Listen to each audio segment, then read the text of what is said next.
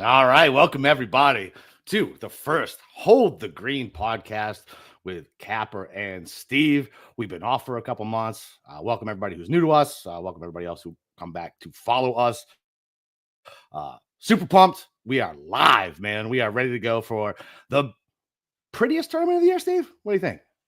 Oh, I mean, it's up there with TBC Craig Ranch as the prettiest, or the 3M Open, TBC, whatever the hell that's called. Can't think of that. Hi, how you doing? It's been a while seeing you. I know. I mean, we texted stuff, but it's been this is the longest break we've had doing a podcast in I guess 5 years, right? It has. We have been doing it since Wyndham 2020 when we got our first outright heartbreak with Billy Horschel, missing everything on the back nine, and Jim Herman stealing the outright from us there. But yeah, we unfucking believable. I know. Yeah. It's started all the bad beats real early with us. Real early, baby. That's golf betting. To come. That's golf betting. And look, everybody who's listening, go to the YouTube channel, Inside Sports Network. Go subscribe. We have a free newsletter now, and then obviously to get all the sharp guys, who are super smart with the DFS and everything else, go be an insider, man. Priced right.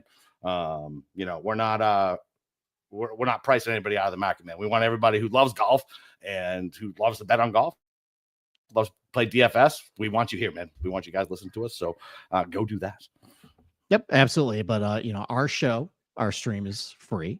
And for everybody who has been a fan of us for a couple years now, not much is really changing on our end. I got a couple new bells and whistles in place for tonight.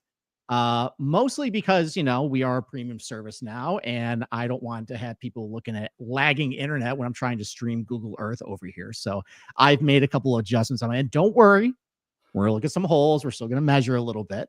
But yeah, for mostly it's just going to be me, kneeling Boston Capper and him kneeling me back about when I go in the weeds about strokes gain and all this other mumble jumble BS that I'm going to talk about tonight. But yeah, strap in. 2 shows a week. It's going to be fun, and it's going to be good to finally chop shop with you again. Every single week. I've missed you, buddy. Just reading your rantings and ravings and your voicemail last night, by the way. So I don't remember this voicemail. And listen, for everybody listening, I have all my people in town. It's the fucking holidays, so my brother-in-law is here. So my brother-in-law and me were friends before I met my wife. We were drinking buddies in the Navy. Okay.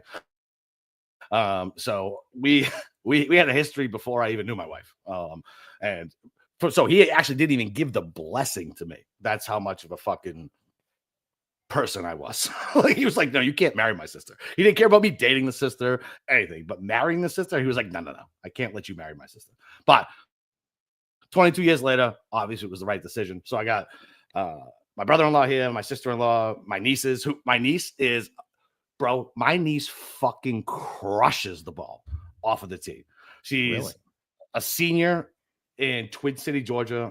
She already got accepted to Georgia Southern. This girl fucking mashes. It's crazy. She hits the ball so far. She needs to work on a short game, but she hits the ball so far. So she's Cam Champ then, basically. Yes, exactly. Yeah. Okay. Yeah, she's Cam Champ. Okay. Well, you want to tell everybody what happened yesterday to make you leave? You mean my hole in one? Yes. I need the details because I purposely told you don't tell me. So save it for the podcast. Tell everyone exactly what happened, how it went in, go over all the details of it. So once again, I was like, today I was miserably hungover. Yesterday, miserably hungover because my people come into town. We always hang out way too late. We act like we're 20 still. We're all fucking 40 or older and fucking dying after hanging out till 2:30 in the morning. So it was me, my brother-in-law, my niece, and her boyfriend. This country strong kid, like big, dumb, like Georgia kid. I like him a lot. He's a nice kid. But so we're up, and so we take him to we're at Southampton, which is down here off of 210 in St. John's. It's a par 3, obviously. It's like 147, 145. So I hit the 8-iron. It bounces and then starts to roll, and I'm like, did it go? I'm like, I can't. Did it go? I think it fucking went in. There's no fucking way it went in. I was like, did that go in? Like, I'm looking around, like, did that go in? And they're like, I think it went in. So I fucking run to the green, like run. And I haven't run 147 yards in, I don't know, whenever I was in the fucking fire academy. So fucking forever ago. 2005. I probably like that's how long ago it was. It's in the cup, bro. I hit this ball so fucking pure. It was, you know how when you hit the ball so pure, you get that feeling like goes like through your shoulders that like nothing else can match. Yeah, you do the club twirl and you're posing over. Oh no. I didn't do that. I did pause and because I'm watching it. And you know how when you hit the ball real well, it seems like the ball changes shape. You know what I'm talking about? Okay. Yes. So it looks like more oblong than a fucking round ball. Fuck you. So anyway, so I'm watching it and it hits. And I can't, and I see it bounce, and I'm like, all right. And then it starts to run, and I'm like, no fucking, I couldn't fucking believe it, dude. I went, the people were on the tee box. First of all, because it's Saturday at Christmas time, stacked to the fucking max, right? Mm-hmm. So the guys on the tee box ahead of me fucking realize, because I'm yelling and screaming, like, let's fucking go, right? And so they know I hit a hole in one, so they give me a round of applause. The people behind us fucking know I hit a hole in one. I legitimately thought I would never fucking hit a hole in one in my entire life because I am not good at par threes. The irons are the worst part of my game. The driver is the best part of my game, the best. And so the fact that I hit a fucking hole in one was insane. My niece got to see it, which was great. Yeah, and I beat her. I guess he's probably fucking 19. I guess he's like 19, and he wanted to like match me, and I smoked him by like fucking 10 strokes. So wow. Congratulations. Are you going to give me a little credit? Because you said about a week ago that you're having trouble with your irons. I tried to give you a little impromptu lesson over. It's very true. It's absolutely it's fucking absolutely true. Like I thought. So when I was on the range, like I was like, all right, what's these? All right, let's try this. Let's try that. Let's try it. And dude, my irons were much better this entire round because it was a fucking nightmare before that. Absolute fucking nightmare. All right. Well, congratulations, buddy. Welcome to the club, the hole-in-one club. Yeah, great job. I never thought I did. Well, I mean, you've been complaining about your golf game for the last couple of months. So the fact you now have a very happy moment, ending 2024 with it, that's pretty sign, baby. Obviously on top of getting an ace. So great sign. Telling you, great sign going into 2025. It's gonna be a fucking year. We're gonna cash a ton of winners, and we're gonna have fun fucking doing it. We are gonna have fun doing that. Do you want to get right to it, or do you still want to kind of chop shop a little bit? Nah, nobody gives a fuck about my goddamn hole in one. But you want to talk about your Giants and my Patriots? My Patriots are first of all, I know this is going to be a game Rod Mayo wins because the fans were chanting fucking fire Mayo because he's a fucking terrible coach. And he's going to fuck this up. And we're going to keep him, Wolf, all these bums who stink. And they're going to fuck this up. We're not going to get the number one pick. But you fucked it up already. So how do you feel about it? I'm pretty furious. So I got back I went for a walk with my daughter, and I had the Bluetooth headphones on, and I was just getting more mad. And I didn't have the screen up because I'm just, walking my daughter up, but I could hear the kickoff return, to start the second half. And I just knew at that point, they're going to fuck it up. And I kind of let the Colts back in it. Jonathan Taylor did pretty good, but I'm absolutely furious. And my wife, I was trying to explain to my wife about why I was mad about the Giants losing. She said, well, that doesn't make any goddamn sense. And I'm like, you're just not going to understand because the Giants have been horrible for over a decade. I don't care that they made the playoffs those couple of years. Those teams were dog shit. I haven't had, and listen, this is me being entitled. We've won 2 Super Bowls within the last 17 years. Fine, whatever. But for the last 13 years, there has not been a team that I've thought could actually be a contender and actually do anything. That's a long goddamn time. And for somebody who's also a Syracuse Orange basketball fan, that team is complete dog shit too. My professional sports teams are terrible. But I really was just hoping for, okay, we're going to get the number 1 pick. I got to go to the Eagles game next week, the Giants-Eagles game. And now that's actually going to I can't believe you're going to that fucking game. Well, we actually were debating about whether we were even want to go to the game because the Eagles probably were not going to have anything to play. They're not playing anybody. Well, unless they want Saquon to get the record. That's the only thing. So really my hope is, can Saquon really rub it in your face? 105 yards and enough points to actually win the game. I just feel like the Eagles, kind of like what they did with the Cowboys a couple of years ago, where they swapped picks to really screw the Giants. feel like something like that's going to happen again, and the Giants are going to win. And for the 10th fucking time coming out of the Lincoln Financial Field, I'm going to be miserable and want to punch somebody or just eat a big bucket of cookies. That's really what's going to happen. So cookies are good. I like cookies. Yeah, I like cookies too after a Giants loss. It's a big running joke in my family, but I'm just sick of the Giants being horrible. I just want them to finally just get another quarterback. And now I'm just terrified that they're going to panic because they got the number 4 pick. And they're going to win next week. They're not going to take 3 years, $100 million for Sam fucking Darnold. Hey, that's in my future. Hey, man, Sam Darnold deserves to get paid. He does deserve to get paid, but that's also like saying Daniel Jones is out of that. We just did that. The trashiest organization in the entire NFL is the New York Jets. And the fact that all these guys can succeed. Somebody needs to take a fucking flyer on Zach Wilson, by the way. Like first round talent. Fucking look what you make that face, but look at all the ones once you leave the Jets, you can be good. The Jets are legitimately, they're like what the hell? Who goes against the Harlem Globetrotters? Is the Washington the Generals? The Generals. Yeah. They're the fucking Washington Generals of fucking football. So like as soon as you leave that organization, you're fine. Like I'm telling you, like they've ruined everybody. Like don't let the Jets. I'm telling you, somebody's gonna pay Zach Wilson and it's gonna pay off. I'm telling you. Well, mark it down. Well, I'll tell you what, if the Giants sign Darnold for $100 million, or they don't get a top 2 pick, or they have to go and take a flyer on Zach Wilson, you know what? I'll probably just embrace the misery of where I live anyway, just become a Bills fan because I'm miserable already. At least that team wins. They're fun to watch. They put up 40 today. It was great. And I'm on this Bills text chain and I'll celebrate. And I'm mad about my stupid team going 3-13, going into weeks 18 and blowing their top 2 picks. So for by the way, a draft class, I'm at this point now where I'm basically bargaining, saying, okay, well, you know what? These 2 quarterbacks probably aren't that good anyways. They're probably going to just draft like a Dwayne Haskins. Rest in peace, by the way. But still, it's just like, this is where I'm at right now, my fandom.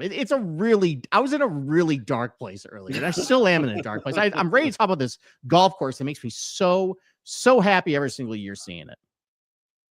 Yeah, well, listen, the reason you love it is because you're freezing your balls off up in fucking Rochester, and you get to see Hawaii, the beautiful fucking Hawaii. It's warm. It's where everybody wants to live. And, you're literally fucking freezing your balls off, and we get primetime golf to start the year. I am very excited about it. Very excited. Well, why don't we get right to it? For like, fuck the fall swing. Like, this is where it starts. You don't like the Black Desert Championship out in Utah? The Tony Finau Classic? No. That wasn't. Yeah, it wasn't exactly. So you're not on Twitter, so everybody still thinks Finau's going to fucking live. He's definitely not going to live. Right? No, it doesn't sound like he is. He had the knee injury, and honestly, at this point, with as much money as these guys are getting paid over in the PGA Tour, it's pretty comparable now. I was actually having a conversation with my brother-in-law a couple days ago about how he was on the assumption Liv was just still paying all these guys a lot more money. Now with all these purses. Yep. It's fairly even. And, they talk about, okay, well, these guys are playing a lot more than on Live. It's actually not really that true anymore with these signature events. Cause what we saw last year is if it wasn't a signature event, a lot of these guys just don't show up. And there really is, it is 2 tours. And that's something we'll probably talk about next week when we see the Sony Open, which actually, you know what, that actually usually has a good feel because we're in Hawaii. It's really when we get to like, I don't know, the Mexico Open. That's when it starts getting a little bleak. But this like 6-7 week stretch here is probably, other than the majors, one of my favorite stretches. It's just golf is back. We're on the West Coast, prime time. It just puts me in my happy place. So why don't we get right to it? 100%. Yep. Yeah, let's get to it. Come on. So as hinted on Andy's show this morning, by the way, which is great. We are more of a visual presentation because you might be me and Steve are so sexy. Oh, well, clearly we need to look at our faces. I packed on the pounds a little bit with in the holidays. It's I woke up at 41 and all of a sudden I have psoriasis. Now I get to shoot myself in the leg with a fucking drug that has a list a mile long of side effects. So I can't wait till those happen. There you go.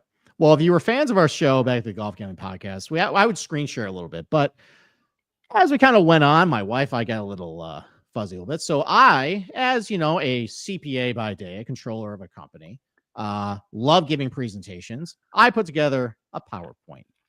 Just totally on brand for me. Of course you did. So why don't we fire that Fucking right up? Let's go. Fire it up. Here we go.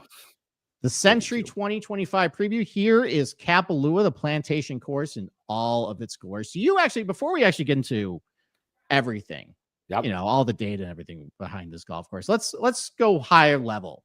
Okay. So you already mentioned just a couple of things you liked. Primetime golf, Hawaii. What else do you like about this tournament? What's your favorite non-golf thing about this tournament? Favorite non-golf thing? Sure. Tournament? I mean, I don't know. It's beautiful. Like, I love the fact that Cam Smith fucking set the course record. Like, I guess that's not a non-golf thing, but it really does. It symbolizes, hey, golf's back. Here we go. We're easing in. It used to be the Tournament of Champions, and now they expanded it because stupid 2 tours and everything else. But yeah, I mean, look, man, it's a fun birdie fest. I bitch about birdie fest, but this is a fun birdie fest for me because I guess it's coming off the fall swing typically too, where it's like painful to watch half the time. So seeing the best golfers in the world being able to just destroy a course is fun for me. Now I'll bitch about that shit 3 months later, but to open the season, I'm fine with it. Yeah. I mean, we'll get to exactly why this is a birdie fest. Like there's a very clear reason, and it's a lot of it actually has to do with the design of the golf course and how far these guys hit it, but we'll get to that in a little bit. But you're right. These guys just completely run it over right now. I don't care though, because the scenery is completely beautiful. I love the elevation changes. Also, too, because of the elevation changes tee to green, there is something thrilling about seeing the ball, especially with these tee shots, just seeing the ball on the ground and just wondering where it ends up.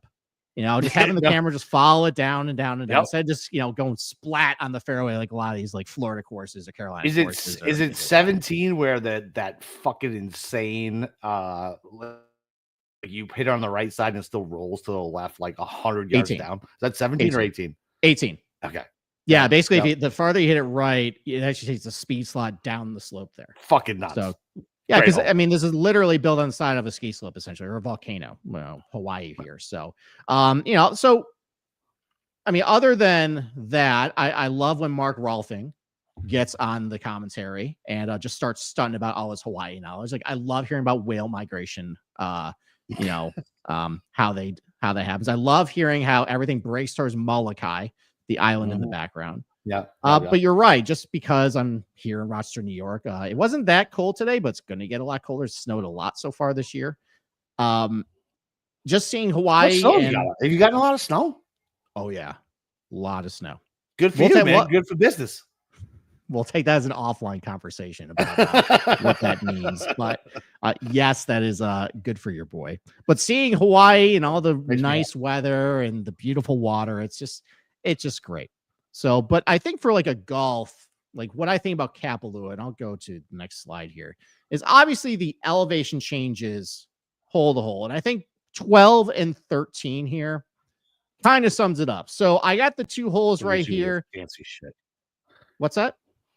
So you're so fancy already. I am fancy. So we got the 2 holes right here. This is the elevation profile on Google Earth here. So, and I had these 2 points right here. This is about 300 yards in the fairway. You can see on the 12th hole here, you hit into a little ridge. And then if you get past this point and just starts rolling down more and more down, it picks up more and more speed. And this is actually the site of what Brandel called the greatest shot in golf history when Dustin Johnson put it to about 2 inches on this hole on the tee shot. You think it's the greatest shot in golf history? I mean, if you're doing probably from a statistical standpoint of strokes gained, no statistical standpoint, eyeball. Is that the best shot in history? Eyeball. No, of course not. Of course it's not. No, of fucking course not. No. So well, Brandel's, he's got his takes. He's a twat.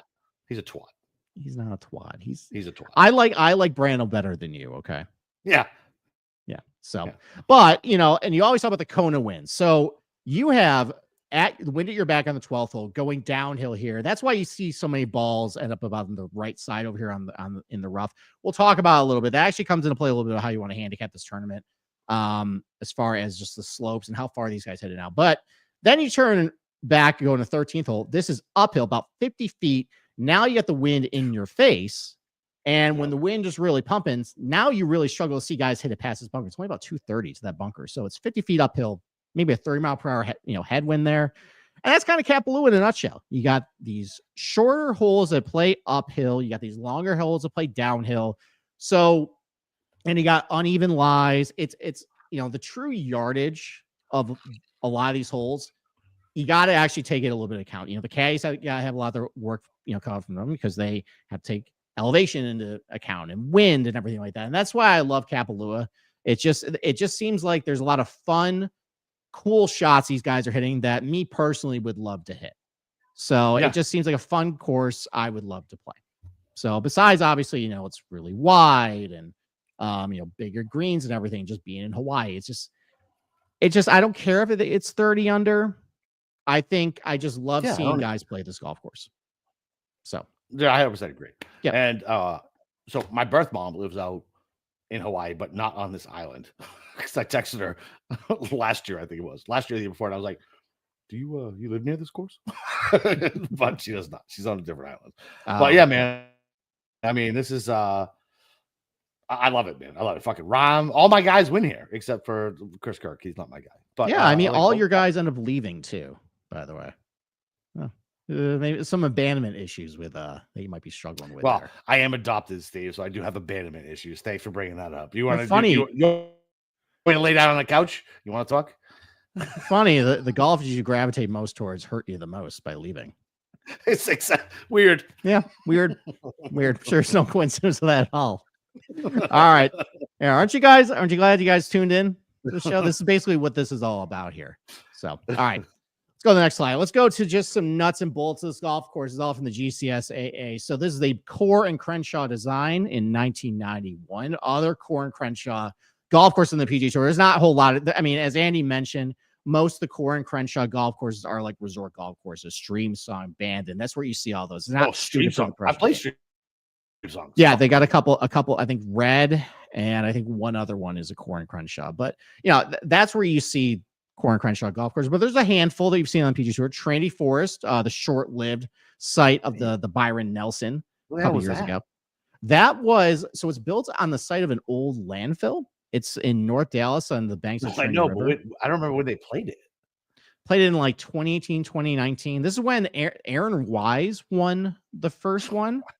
R.I.P. And he got friend zoned on the 18th hole. God, that was pretty bad.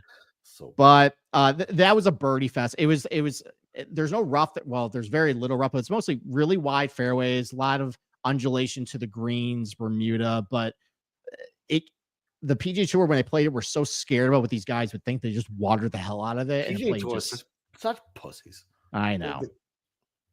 So that's why I was like 23 under. But Australians loved playing it because it was kind of like there's they were similar. It's similar to the types of golf courses they played. Like Leishman did well. Matt Jones did pretty well. Matt Jones, baby. Yep, there you go. He did well 1 year here, by the way, which we'll get to that leaderboard in a little bit. I know. Pinehurst number 2, we just saw for the 2024 U.S. Open. RIP Rory and all of the Rory outrights, including mine that week. Riviera, they didn't do any real like original design. Well, obviously not original design work, but like any renovation work other than some bunker renovation, but they give them credit. And we haven't seen this yet, but the new golf course for the Zozo next fall is a Core and Crenshaw, Yokohama Country Club. Really? They did some renovation work a couple years ago. Well, I think like 10 years ago at this point. But that's a Core and Crenshaw that we're going to see too. I haven't looked at it yet, but that's on their credits. So major renovations to Kapalua. 2019, that's the biggest one. They did a lot. And it really changed fundamentally how this golf course played. They did massive bunker renovation. They rebuilt all the greens, resodded with Tiff Eagle. They softened a lot of the slopes on the greens too. The fairways were resodded with Celebration Bermuda, add some tee boxes. But the biggest change was what they did to the greens. It's a new Bermuda surface. They softened the greens. Because at the end of the day here, it is a resort course. There are people just like you and me that want to play it that they want to make it a little more playable for them. So I understand why they did what they did with it. Did they make it a lot easier? Yes. And the scoring has definitely reflected that. I mean, weather conditions obviously has played a big role in the last couple of years too, but softening these greens and eliminating a lot of these slopes and making it just a little easier to hold putts and hold greens and everything. All about putting here. Well, yeah, we'll get to that a little bit. But yeah, basically it's all about putting, and it made it a lot easier too. So length just a shade under 7,600 yards, but it definitely plays a hell of a lot shorter than that because of the slopes and the winds and everything. It's a lot shorter. What do you think it actually plays? Like what? Like fucking like 67, 68? Like yardage? Yeah. I would say probably like 7,300. Oh, he's over 7. Interesting. Okay. Yeah, but I mean, 7,300 yard par 73, 4 par 5. Oh, I forgot it's a 73. I forgot it was 73. Yeah, so it's a short golf course, but like I just mentioned, par 73, which also is something you got to keep in mind. So you see 30 under, 20 under. Well, knock a stroke off of everybody. Yeah, it's like 26 under, which is like your Byron Nelson. That's fair. Yeah, that's par is just relative, guys. It's just a number. Average green size 8,700 square feet, average fairway width 58 yards wide. Agronomy, you guys are going to learn a big agronomy nut. So like I just mentioned, Celebration Bermuda, tee to green, Tip Eagle Bermuda on the greens. The rough here, it's a little longer than you would think. A lot of people think, oh, it's just, there's no rough here. It's 2.5-inch Bermuda, which actually is pretty standard for the PGA Tour. Like the Wyndham, that rough is 2.5 inches. So it is there. It's not like I think like, but everything's so wide. You have to be fucking like wild miss to fucking get in the rough yet. We're gonna talk about that. And it's actually people have been missing fairways a lot more the last couple of years for a very distinct reason that we will get to. Yeah, because everybody's chasing fucking speed. Well, they're just stealing the thunder there. But other greens are tipping. Other greens with Tip Eagle, by the way, the non-overseeded variety. If you really want to drill into it, Bay Hill, PGA National, Sea Island, Concession Golf Club. I think Year and I is one of our favorite tournaments to watch. Oh, I wish that was fun. That was a rotation, man. That was a fun tournament, even though Morikawa. I love that fucking tournament. Yeah, Albany Golf Club for the Hero World Challenge and Port Royal Golf Club for the other Bermuda. So just some course condition notes, by the way. Dry weather in late November and early December required much more hand watering of the greens to make it playable, which people are going to jump on them for that. Again, you have to remember this is a resort course. Like, man. Can't let the greens whatever. die. Look, yeah, exactly. Okay. Exactly right. Just keep them playable. All right. Scoring. So I took from 2020. That's when we had post renovation, and 2020 that was a difficult tournament. Was it windy? Was it windy there? Yep. So you got some wind that week, but the biggest reason was because these greens are all new and they were firm. They were very firm. Yeah, dude. I played. There's a course down here off of 210, Stillwater.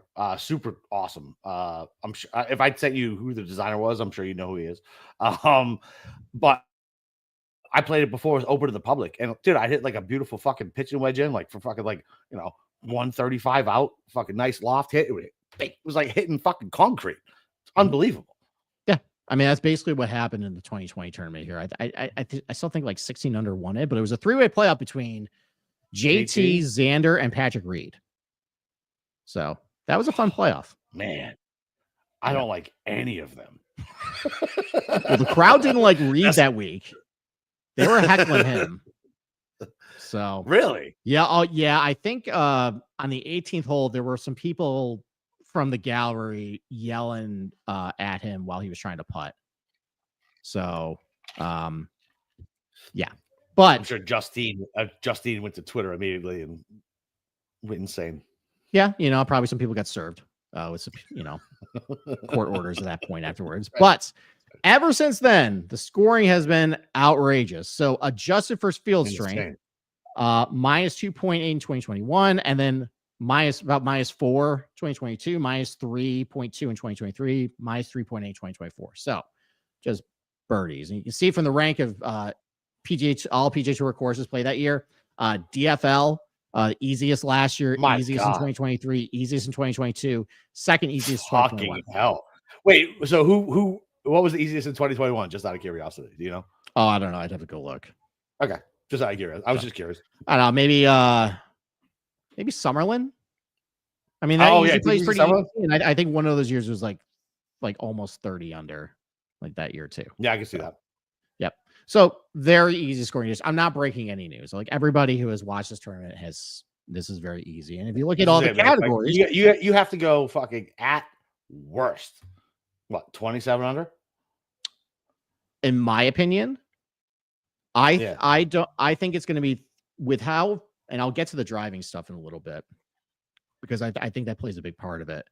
With how far these guys hit it now, this course is becoming more and more obsolete, and more guys can hit it and find the speed slots because they're just hitting it farther.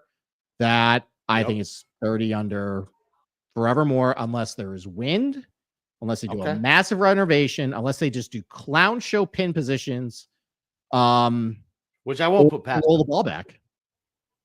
That's just how it's going to be here. Okay. So we're never going back. And from a ball striking standpoint, I mean, don't really worry so much about the numbers per shot. This column I'm highlighting right here, this is basically just how easy it is compared to other PGA Tour golf courses as far as the ability to gain strokes per shot. Positive means easier, negative is more difficult. Focus more on the ranks if just more of like an amateur looking at this stuff. But 42nd and 43 as far as off the tee difficulty last year, 45 out of 45 2023, 30 out of 30 2022. Very easy conditions off the tee. Obviously got big wide fairways, not a whole lot of penalty for hitting in the rough. Very difficult to hit it into penalty areas, even though if you do are really offline, it's probably going to occur a penalty. Just now on a whole ways will get in trouble. This place. Same thing with the approach shots. One of the easiest places to hit approach shots on all the PGA Tour. 40 out of 43 last year, dead last in 2023, second to last in 2022. So just really easy approach shots as well. Around the green, it actually can be fairly difficult. 15th out of 43 last year, 18th out of 42nd in 2023. In 2020, that's when it was really difficult as far as the new greens. 8th out of 29 in 2020, but 80% green regulation rate, which we will talk about in a little bit. Yeah, because there is, I personally think around the green play is a little more underrated this week than people want to give it credit for, and there's a specific reason why. So that's going to eliminate Hovland without the injury, and then what? Morikawa. Morikawa has actually gotten a lot better around the green. I don't give a fuck if he he's still not good around the green. Okay, well, what I mean by that is it's not necessarily. Okay, I'll get to it in a little bit. Okay, all right. I have an overarching point about around the green play, and the last couple of years has actually been a little more important than historical, and I think there's a reason why. Putting wise, it's a little bit hit or miss. And mostly it's pretty easy putting conditions though. 32nd and 43 last year. It's about middle of the road in 2023. So nothing really about this course other than around the green play, which probably you can attribute to Bermuda, is difficult. Nightmare. Bermuda. Yes. For anybody who doesn't play in Florida or play on Bermuda, have fun. I'll take your money coming down here. Hello. Hi, Mr. Ryegrass up here. Yeah. So listen, I played up there. I was like, oh my God, this is so much easier. Like this, it's like playing a different game. I'm telling you, it's like playing a different game. Chipping is absolutely nightmare. It's already a nightmare kind of for me, just on regular ryegrass, but like up here, I can slide underneath. No big deal. There's a little bit of cushion. I'm Bermuda. If you don't clip it right, dead. Trunk it. That's usually what I do. Just stub it or blade it. Yep. Yeah, I just take putter forever. One time, actually, I was about 35 yards from the green, and I was hitting the ball pretty well all day. I was chipping horrendously, and I'm like, I just want to get it on the green, and I just putt it from 35 yards from off the green. Yeah, man. Dude, listen, I will absolutely do that. Yeah. I will grab it unless. So I will do. I'll take my 7 or my 9, and I'll just do a putting stroke if I'm like 25 yards out. Like, I'm not taking my 56. I'm not taking my 60. I'm not trying to flop it up there, because what's going to happen is I put it fucking 5 feet in front of me or 700 yards behind the green. Mm-hmm. Forget about it. Yeah, there's no in between. Let's go over some driving stats. So let's go over the fairway stuff. Like I just mentioned, there's not really a whole lot of penalty for missing fairway. What's that? Wide open. Fucking just grip it, grip it and rip it. So this is measuring the difference between if you're in the rough, what your score is, versus you're in the fairway, what your score is. Not much of a difference. About 0.3 strokes penalty, which is not a whole lot. In 2023 is about middle of the road. 2022 is a little harder. It might be just because there's only like 30. 2020, I feel like we just need to throw out. Yeah, 2020 throw up. Rough penalty, not a whole lot of penalty. 30 out of 43 last year, 33 out of 45. Last 2 years, not that much. Non-rough penalty, that's basically if you hit into the canyon. Obviously, a giant penalty if you do that. Number one.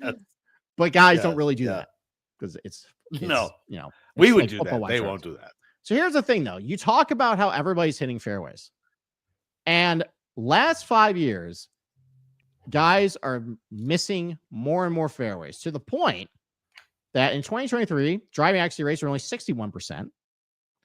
And 2024 is only 57%, where they used to be 73%, 78%. And there has been an inverse correlation between how far average driving distance guys who are hitting it, and how far they are versus fairways hit, which makes sense. Yep. The farther you hit it, correlates. The more fairways hit. But this is more to do with how the golf course is designed. And let me show you a couple examples here. Let's go back to Google Earth. Let's go to hole number 1. I love this hole. I love seeing this hole. This makes me so happy seeing this hole. So back when guys are hitting it a little shorter, most guys would see their tee shots hit, end up about this plateau right here. And past this plateau, which is about 300 yards, you start seeing the ball kind of, gain more and more speed, momentum as it goes more and more downhill. Now, when the ball is going shorter off the tee, it would probably stay here and it would stay in the fairway. Now, ball's going farther to the point where actually guys are hitting 3-wood now to try to keep it on the plateau, because what ends up happening is it hits this slope right here and then just nothing stops it. And the only thing that stops it is rough at that point. I was going to say rough or a sprinkler head. Did we see somebody get stuck in a sprinkler head on this hole? I don't know, possibly. So here's a hole where it is impossible to hold the fairway because everybody hits it so far, to the point where how the hole is designed is to have people just only hit it this far and have like 180, 190 yard shot on the green. But these pros hit it so far that it catches all the slopes and just runs to whatever it collects to. Yeah, they got a touch 60-yard shot. Basically. So these guys are hitting like 130 yards. Now, some of these stances that they have are awkward. they're standing like this in the rough. Oh yeah. So that can be a little difficult, but it's just a wedge into a giant green. But that's one of the reasons why the driving accuracy rates are becoming so low. It's because guys are hitting so far to hitting to points where they didn't think guys would hit it to, and it goes downhill. Yep. Here's another example. This is actually a better example. This is hole number 6. I'm getting fucking old. I think you squint and to see what the fuck you're showing me.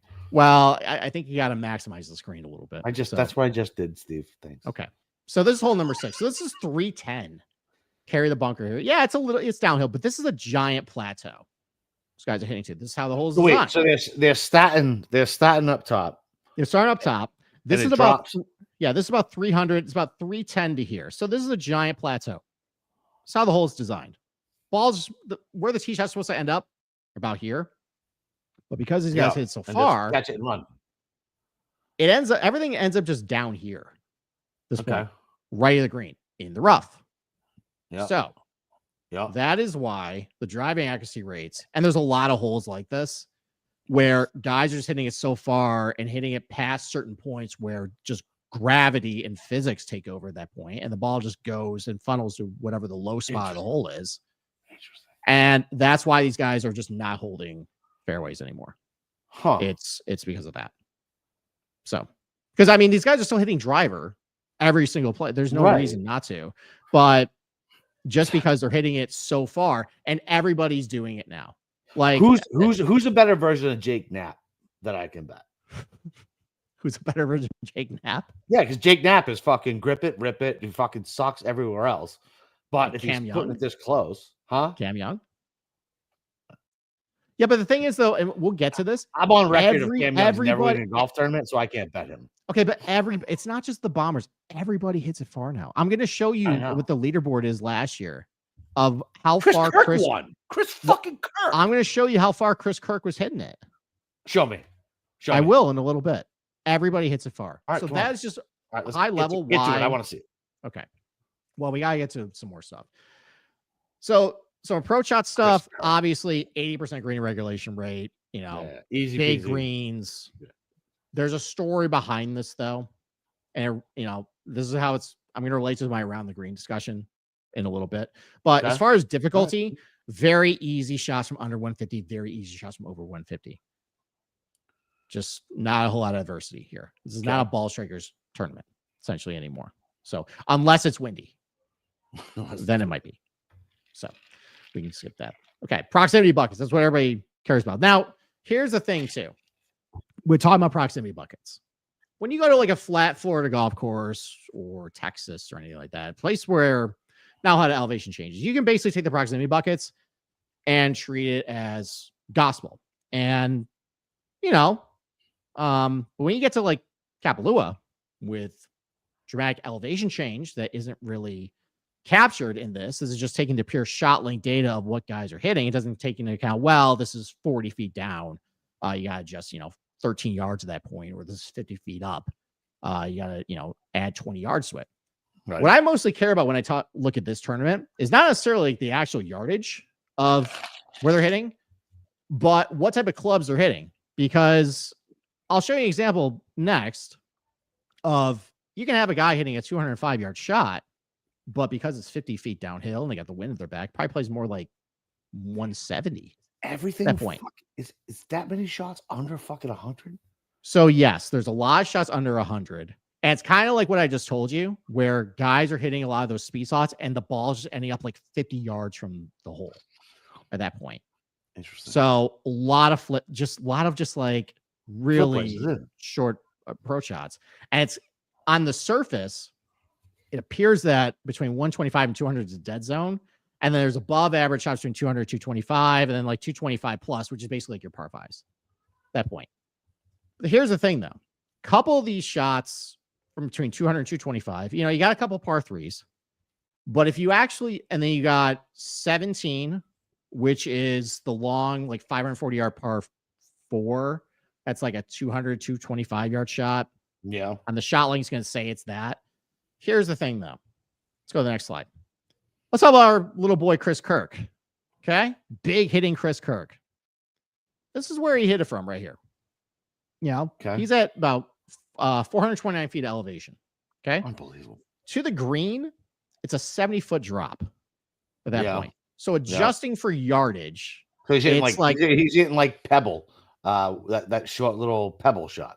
Kind of. Yeah, it's you basically have to knock off about 20 yards off your yardage at that point, and you got wind at your back because it plays downhill there.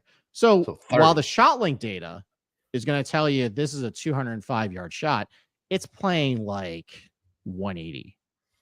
And you got another par three, it's like that too. It's number 8, it's 205, but it plays like 40 feet downhill. So you got to chop off like 10 yards off of that.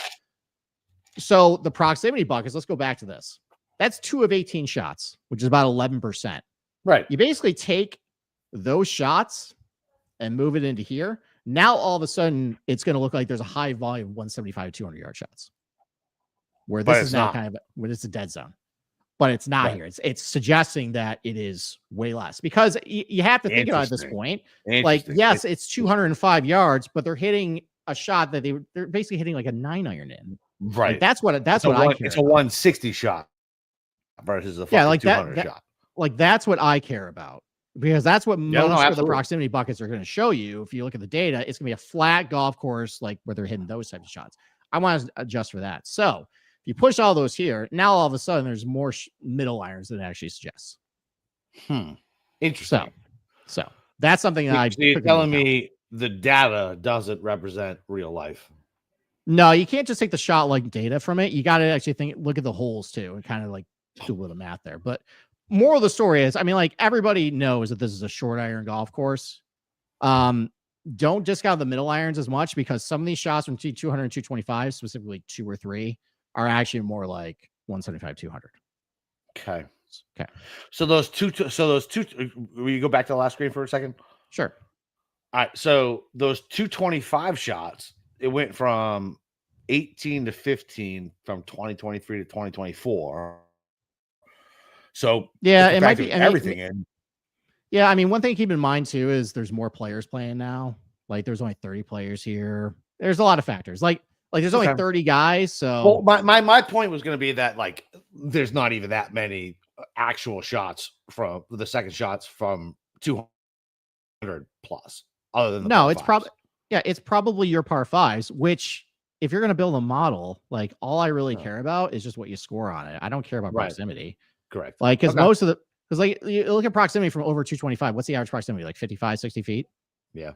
Really, all I care about, and we showed it, it's gonna be 30 under probably. I want you to get up and down. That's all I care about. Can you do that? Okay. So, which is why the score, like a par 5 birdie or better percentage, like I don't need to look at that proximity because I just want to look at that. Okay. Gotcha. Like otherwise, I'm basically just double counting at that point. So, all right. Around the green. So, as I mentioned earlier, it's more difficult to give it credit for, probably because of Bermuda. And you see it in the front of the fairway. One of the harder ones from from the Bermuda as far as like gaining strokes around the green. Rough, it's hit or miss. Bunkers is very easy. I feel like this is my overarching point though on around the green. Actually, I want to go back to this. Can I ask you something though? Sure. Does when you play bunker play, like that's just around the green bunkers. Right. But but there's so many different types of sand, there's different faces. Like, does that how does that does it capture it at all? I'm gonna be honest. Because one bunker is gonna be harder than the other. I'm gonna be honest. This is really only here for informational purposes. I barely ever look at really. Okay, no, I was just curious. So I'm really only like I really look at like this data if it's like Bermuda.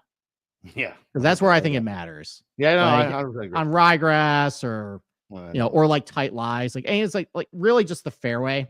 That's what I care about, and you see a lot of those, here. Right.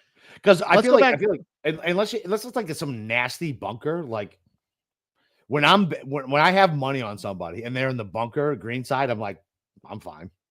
Yeah. You know what I mean? Like I feel like pros get out of bunkers so easy that it's really not a hazard. Does that make sense? What if I tell you the up and down rate from out of bunker is less than 50%? It's like 48%. Is it really? Yeah. Huh. Yeah. I mean, there's probably a lot of noise in that data, but it's not as much as you think. So let's go back to this though. So when you look at proximity buckets, it doesn't. So technically, a shot from less than 50 yards from the green is around the green. It goes in that category, not approach. Off. Seriously? It's true. That's not correct. No, that's just how they categorize it. That's technically, if you're within 50 yards of the green, it's technically like an around. What's that? How do you get rid of that data? Because somebody you can't. You can't. But my overarching point is, like when I showed you the hole number 6, guys catch a speed slot and they end up like right next to the green, right? Yeah. Their approach shot into the green, which is like that 50 or so yards or less 50, it counts for stroke screening around the green, not approach. That's fucking ridiculous. So when you're looking at these proximity buckets, it's not capturing like 18 holes. It's excluding the ones that are like drivable, like some of the ones in the back 9. It's excluding number 6 probably. It's excluding. There's probably a couple other holes that it just excludes. Number 10 or number 12 I showed you probably excludes that. It's probably all going around the green at that point. So, and again, what I care about is in these situations, like I want you to get up and down from these areas. So now a challenge in that, by the way, is how do you pull that out of strokes gained around the green stats? I don't know. I mean, you can't. I mean, it's mostly just the chipping stuff, but it's important to keep that in mind too, that like when these guys are next to the green, like off their drive, like, yes, the green regulation rate is so high, 80%, but it's because there's a pretty high volume of shots where they're within 50 yards. And that's like how they get on the green. And you got to be good at that stuff. And, you get, then you start thinking about, okay, who's good with like, short wedges around the green? Who's got some creative touch? I think about some other shots too. Let's go back to this. I think about some other shots guys hit where they have to use some creativity around the green. Like that hole number 6, it's a giant slope next to the green. The green slopes pretty hard from left to right. So you see guys chipping like towards the top of the hole there and then letting gravity funnel. And that takes creativity and touch. And that's not an easy shot to do. Same thing with number No. 12 as well. So, and again, it's so vital when you're in those spots. Like you have to get up and down for birdie at that point. So I think around the green and the last couple of years in tournament around the green play has been a lot more important as far as like how you accumulate your troll strokes gain versus the past.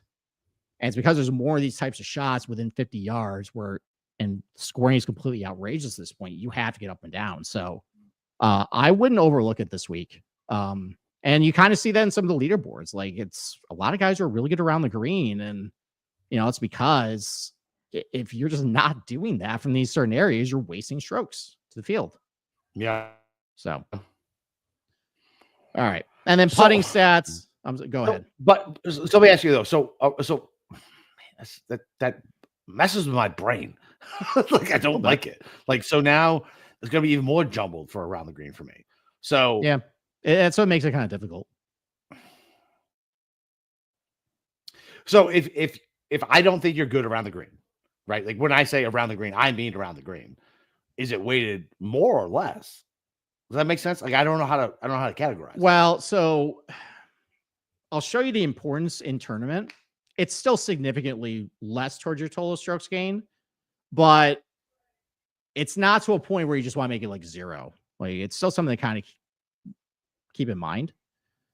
It's certainly more important than off the tee play, at least the last couple of years. But still, like even though we'll get to that in a little bit. We'll get to the leaderboards in a little bit. Let's talk about putting first, and we'll get to like the round, like where it ranks, like as far as like hierarchies. I had that too. As far as putting goes, I think the biggest takeaway to look at this chart right here is very easy to make putts between 5 and 15 feet. That's why there's a lot of birdies. Guys hit a lot of putts between this range. Right. So you got easy approach shots, a lot of short irons where guys are hitting it fairly close. And then these guys are holding a lot of putts. That's why there's a lot of birdies in this place. So let's get to the last couple of years. Let's go to your favorite leaderboard. Actually, no, we'll get to your favorite leaderboard in 2022. Let's talk about 2024.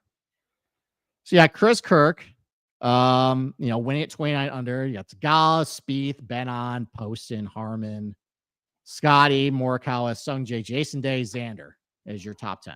As far as like actual bombers in this top 10, not much. Probably looking at Benon. Looking at Xander. Jason Day's got some poppy, but he didn't hit all that far. Andy is big on Benny on this week. I know. I like him too. We'll get to my model a little bit. But a little bit. We're already pushing an hour, kid. I know. We're trying to speed through it. Look at this. Look at Chris Kirk, though. Okay. You talk about like these short hitters. He averaged 318 off the tee that week. One of the highest in the field. Short hitting Chris Kirk. Even JT Poston, one of the lower, hitting, shorter guys, still averages 313. God, and that's enough to get it to that point of the speed. Seriously, at that point. Yeah. Brian Harmon was 312. Fuck Brian Harmon. Yeah. Awful human. Morikawa was averaging 315. So, guys are still hitting pretty far. As far as hitting fairways, they were hitting fairways. I mean, he had, Morikawa hitting 70% of his fairways, but other than that, like Spieth hit 50%, Kirk hit 58%. Like kind of what I just mentioned, these guys are hitting so far, they're hitting speed slots that ball just goes wherever it goes at that point. It's not staying in the fairway. Posting a fucking Harmon. Yeah.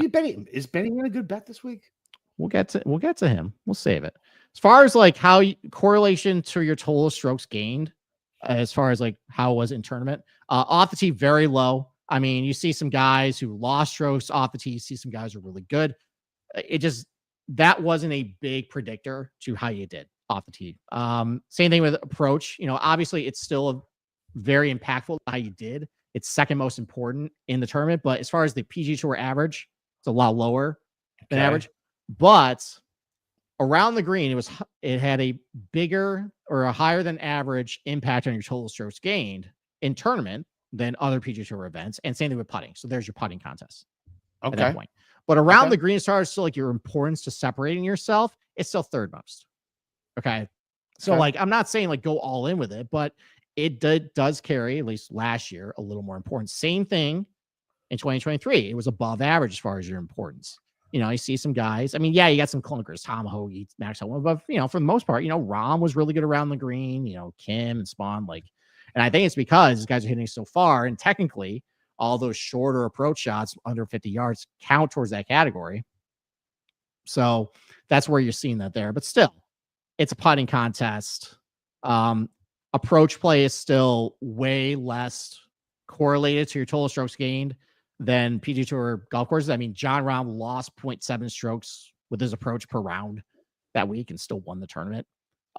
Led the field off the tee, though. I remember when fucking John Rahm was on the tournament. That was so fun. Yeah, I was hungover after a Giants game during all that fun.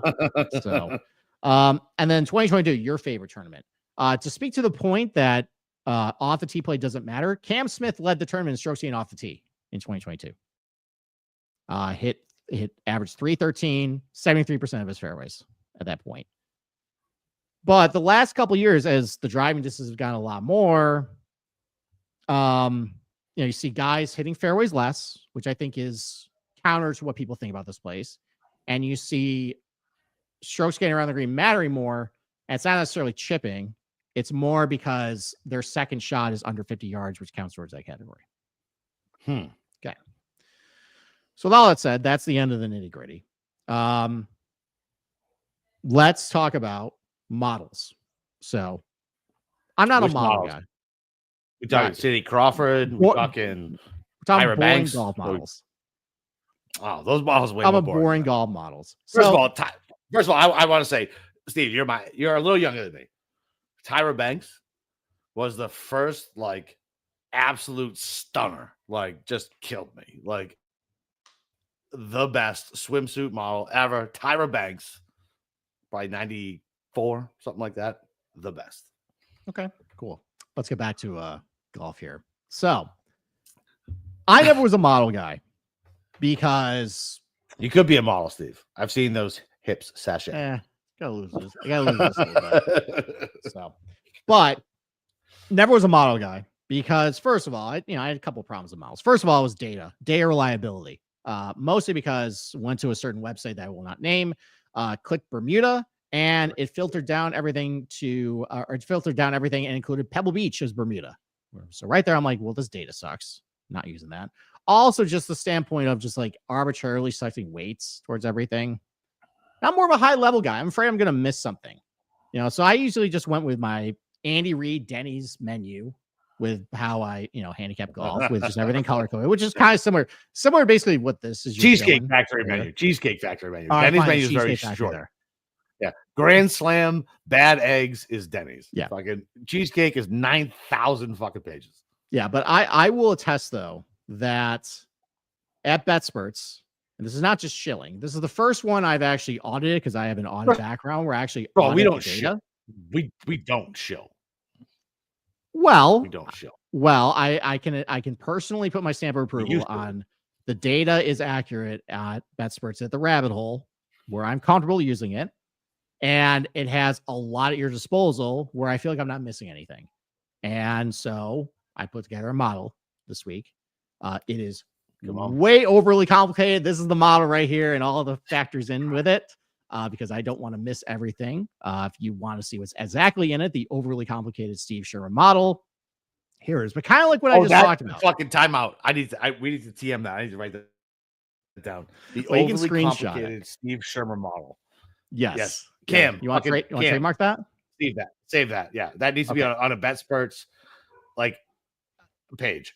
Steve's overcomplicated fucking model. Yes. All right. Well, I'm not just doing total strokes gained in course history with mine. So basically, just how it's working. 30% for last 12 months of recent form. I kind of want to reset everybody's baseline as far as because if you go last 50 rounds, it's only going to take you really to like midsummer. 24 is the best. Yeah, let's go, Pat. Let's reset everything. 50% like tournament scoring. So like course history, comp courses, easy conditions.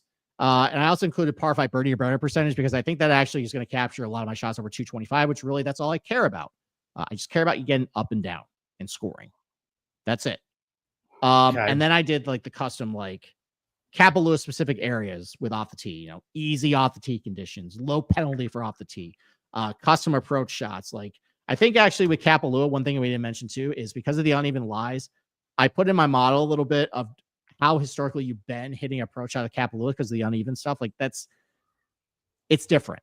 And I think that's why you see a lot of the same guys do well this place over and over because they're good at hitting uneven lies versus, yes, look at a guy's strokes getting approach shot at like Texas or something. Yes, no, 100%. Dude, that is literally tilting to me. Like I'll hit like a great drive, and then I have something that's like, I don't know, a foot above my feet or a foot below me, and I'm like, this is bullshit because I know I'm not going to hit it correctly.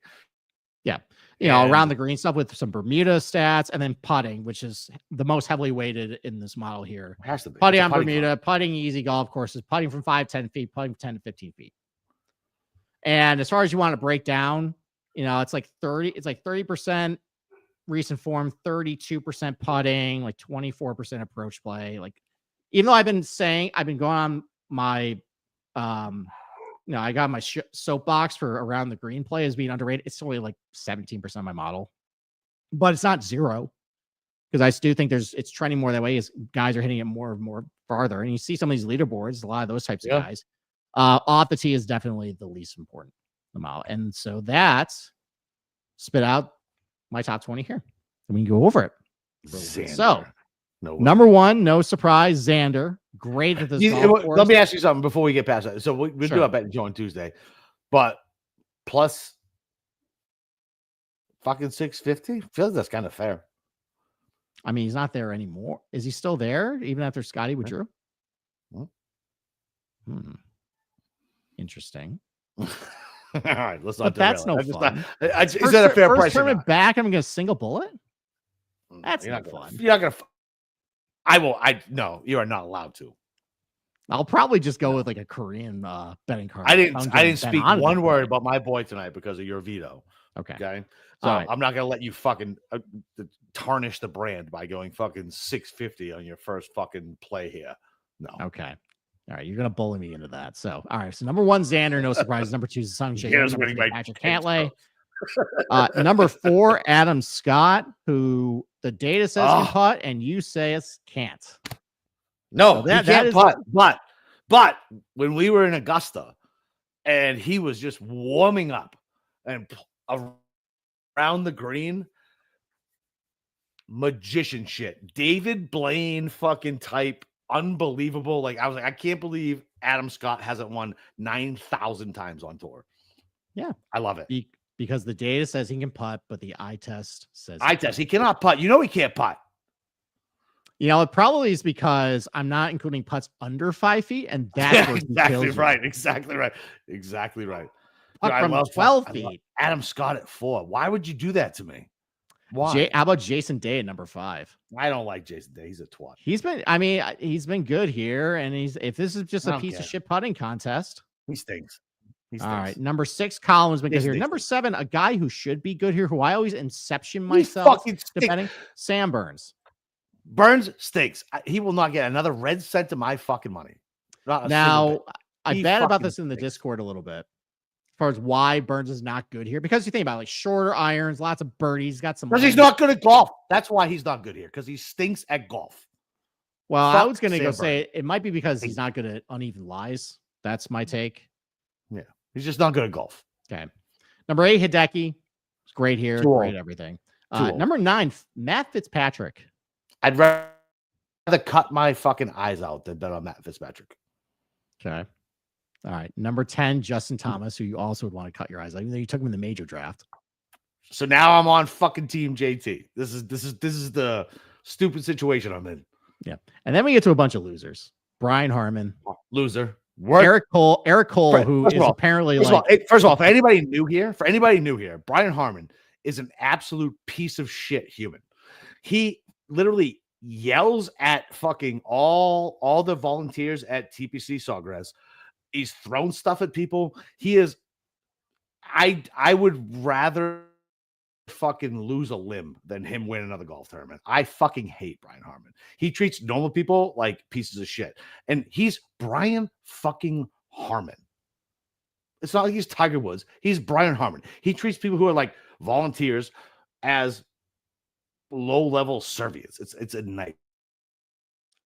I remember how disappointed you were when I bet him at Sawgrass last year after an interview, like a walk and talk, and you were disgusted with me for like 3 weeks. Murder you. I was so mad.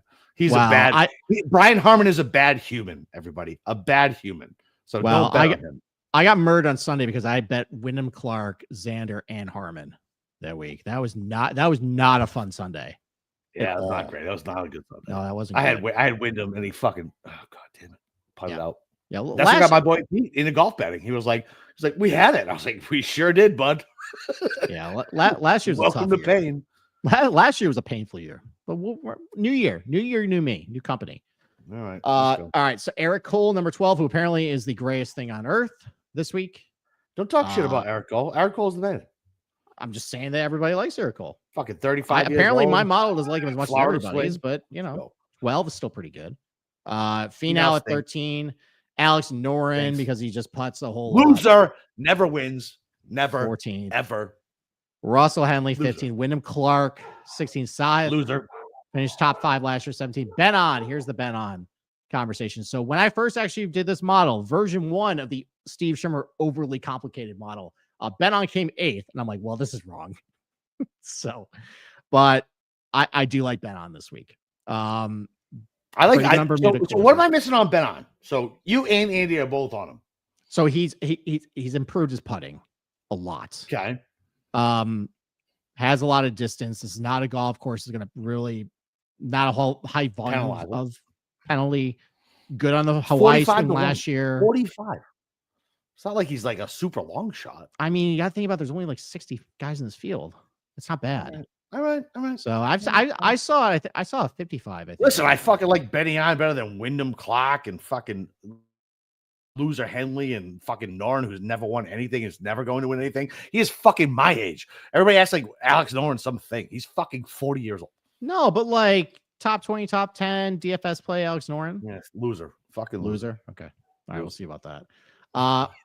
Ludwig this model did not like Ludwig. And I think it's because I'm higher around the green or within like 50 yards of everybody. And I don't trust him here. I think a lot of his strengths are neutralized because driving is a big strength of his with length and accuracy. And that just doesn't matter as much here as other places. I think that's why this model like him. Harry Hall. This model loved Harry Hall. Harry Hall. I think Andy also likes Harry Hall. So I can validate that love as well. He's 20. Some other notables, by the way, Max Graysterman was lower in this model than I thought he was, but I like him just from the standpoint of, he's just basically all driving and putting this place. And, he's not pretty bad iron player for the most part. I'm fine with him. Listen, I like the cut of that kid's jib. He's a little older. He's not he's almost 30, right? Yeah, he's like 29. He's also a dead ringer for Taylor Gooch. I think he actually took Taylor Gooch's place as far as that guy. My point was, is like, look, he's not like some young kid. Like he's almost 30. He's been grinding, and he can see it. He can taste it. You know what I mean? So I always root for guys like that. Okay. Max Homa, who I speculated might be cooked on the Majors pod. Model did not like him, probably because of recent form, is my guess. Because he stinks. Aaron Rye. This model did not like him, which I think with the putting stuff, I took a little more long range, and he's been a little better lately. And he won Wyndham, and you're talking about Sahith. Sahith, I think, is live here. He could be. He definitely could be. And who's Bhatia? You got Bhatia? So Bhatia, this model didn't like him. He's 33rd.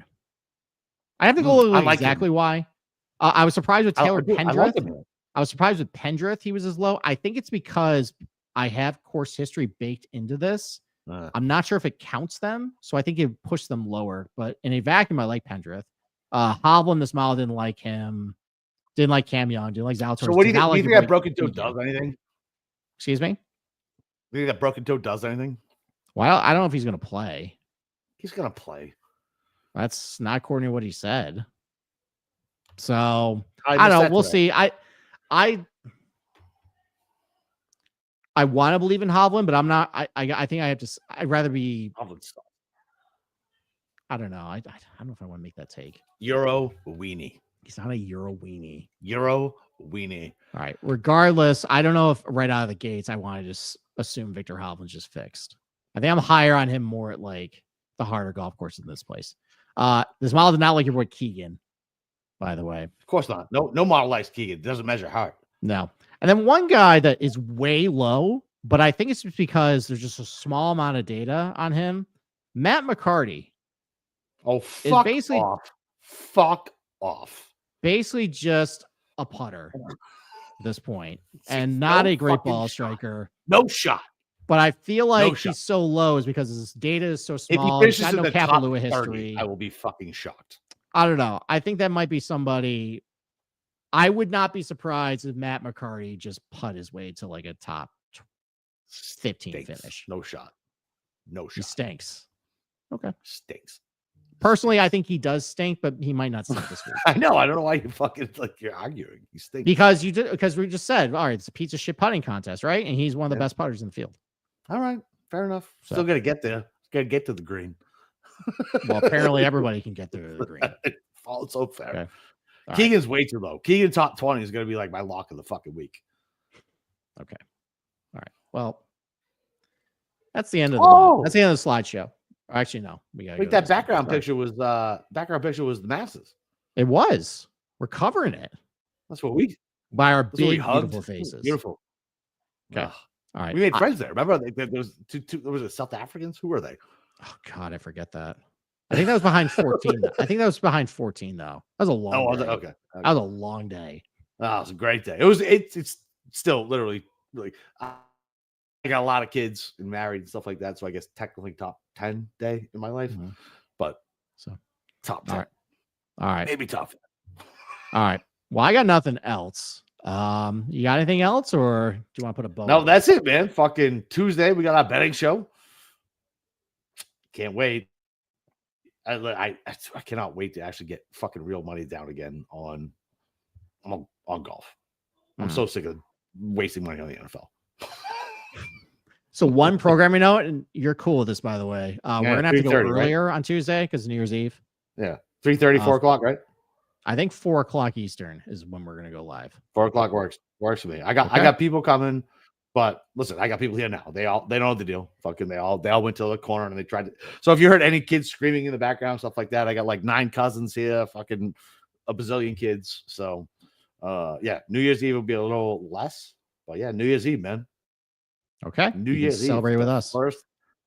That's it, man. We'll make some money starting in the beginning of the new year. I cannot wait. All right. Okay. Let's take us out. Steve, wait. We haven't addressed the big thing. What's the big thing? That picture behind your head. Which one? Oh, the one right above your head. Oh. No one's I'm surprised no one's asked about this yet.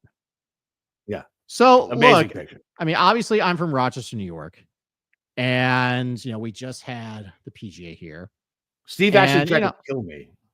Actually, what? You tried to kill me. Well, I didn't try to kill you. The culinary delights of Rochester, New York, tried to kill you. So with your heart attack and the garbage play there. No, I just figured that from the 2023 PGA, which one of my favorite golfers won, but I felt like I wanted to honor the story of the year. The greatest story to maybe ever happen at Oak Hill, and the best up and down, maybe in not just major championship history, but maybe all of golf.